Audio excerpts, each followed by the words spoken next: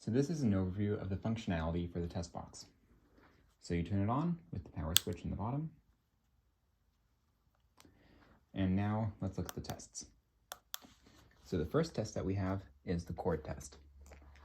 And for an epay cord, we just plug it in on each side.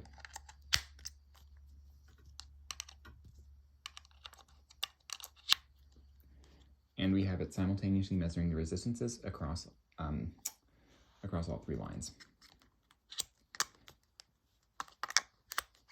Now for a foil cord, it's slightly different because we have the asymmetrical ends. And it's important for this that the kind of regular end of the foil cord should connect to the right side. And then we have this part, which would normally connect to the weapon. That goes here. And then we also have the clip, and that goes on the left side, so right there. And here we can see that this, again, is a fairly nice looking cord with everything being either 0 or 0.1 for the B-line.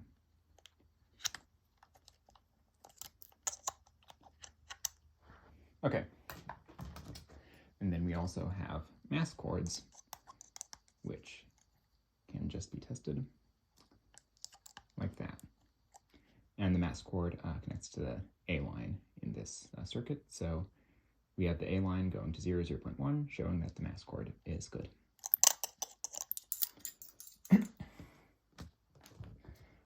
Now the next test that we're going to talk about is the blade test. And so for epay, the way this works is you plug, again, one end of the cord into the right side of the box, and then the other end of the cord goes into your weapon. And so now what we should expect to see is, with the tip relaxed, the A and C lines should both be at 25, or their maximum value. Then when the tip is when the tip is depressed, we should see the A line go low. If the C line goes low at any point, that means that your weapon is grounding and will not work. So here we have a fairly good weapon.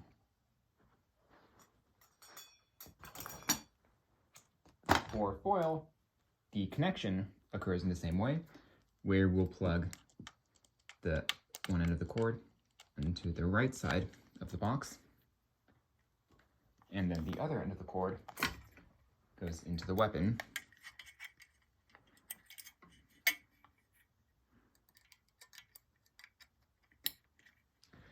But again, we should see something slightly different. So with the tip relaxed, we should see the C line at some low value and the A line high, and then when the tip is depressed, the C line should go high.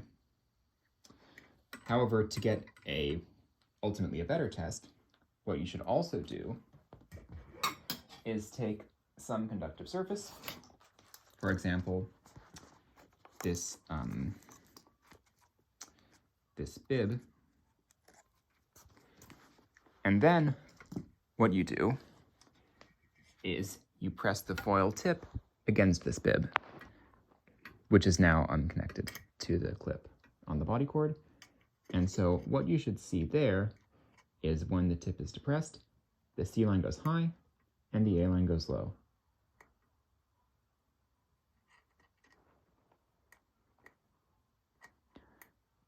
So the A line going low when it comes into contact with this, and then when it's depressed, the C line goes high. And this just ensures that the weapon is conducting all the electricity as it's supposed to. Okay. And so now on to the next. This one isn't really a test per se, but it's this zero cord thing. And sadly, I don't quite have a good cord to showcase this, because the one I have actually has quite good resistance. But basically the way that this works is if you're dealing with a cord that has a somewhat higher resistance, say it's around 2 or 3 ohms on each line, then if you wanted to measure the resistance, say within the blade, then you'd have to kind of keep track of the resistances of the cord and then subtract it from the resistance that you measure on the blade. And so the zero cord just does that automatically.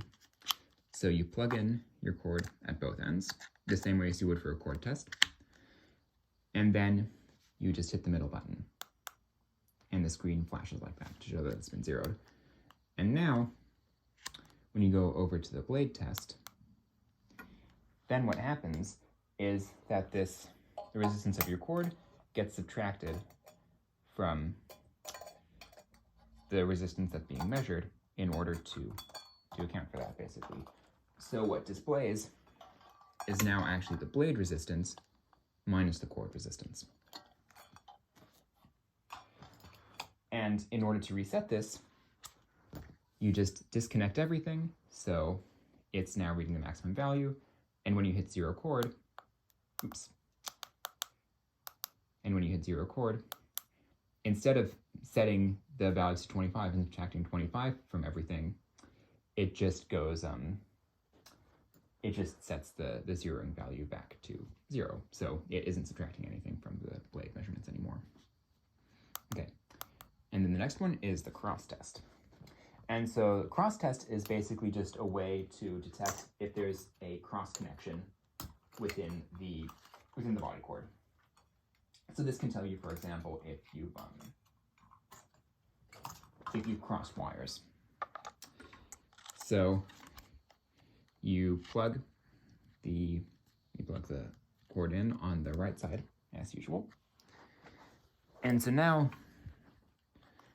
what this shows me is, okay, so I have the cord, and if there were cross connections in here, then that would show. In this case, if the B and C lines are connected somewhere, then we see this BC has a little star come up next to it.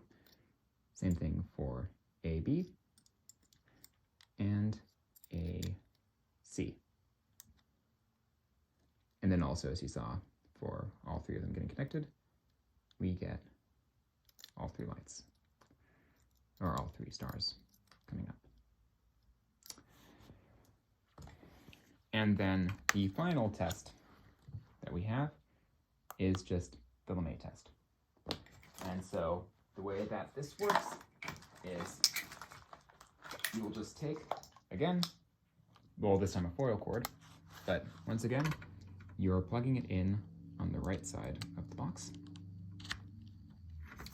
And then you're connecting the alligator clip onto your Lemay or bib or whatever connective surface you want to test.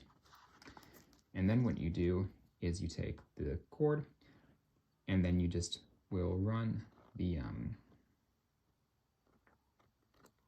smaller prong against your material.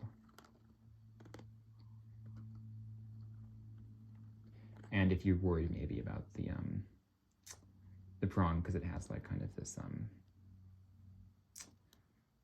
it has like kind of rough edges, it's got like this little gap here, then you could plug it into something else, say. But really all you need is just to connect these 2 things, and then you just sort of run it along to get that test. And so that's all the test pages that this has. So now let's get into the menu items.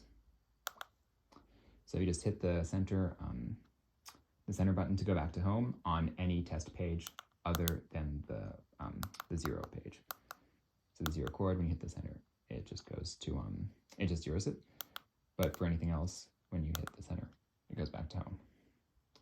Okay, so for the settings,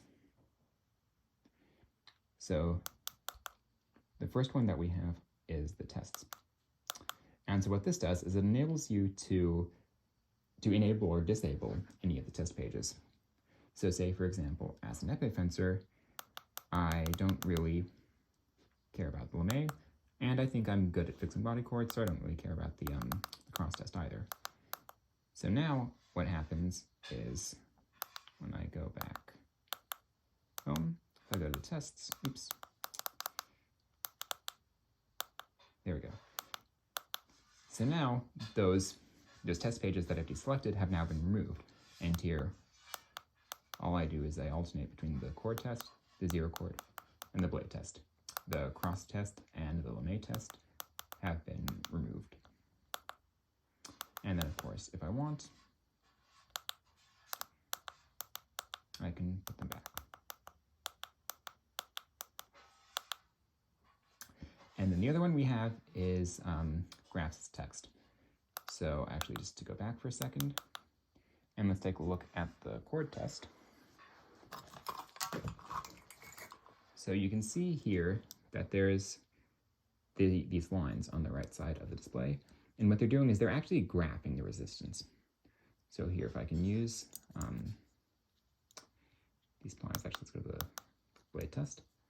So if I short the A and B lines with these, and I'll kind of wiggle them around a little bit so the resistance changes, you can see how the graph changes as well. So if you were actually testing the weapon, you wouldn't really want to see something like this, because it shows that your connection is kind of unstable. And yeah, now that's looking a lot better. Okay.